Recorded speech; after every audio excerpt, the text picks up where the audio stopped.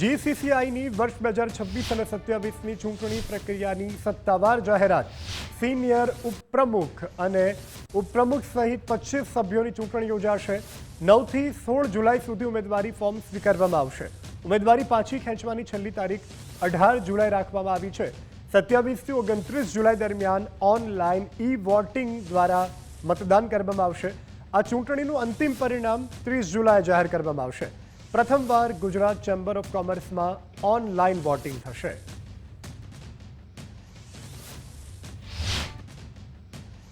Gujarat chamber of commerce and ઇન્ડસ્ટ્રીઝનું ચૂંટણી કાર્યક્રમ અને ચૂંટણી ડિક્લેર થઈ ગઈ છે. જે પ્રમુખ છે એ રિટાયર થશે. તેમની જગ્યાએ સિનિયર ઉપપ્રમુખ રાજેશભાઈ ગાંધી સ્થાન લેશે અને બાકી જે ફોર્મ ભરશે એ પ્રમાણે નામ ડિક્લેર થશે. તારીખ 9 જુલાઈ 2026 થી 16 જુલાઈ 2026 સુધી ફોર્મની વહેંચણીની તારીખ છે.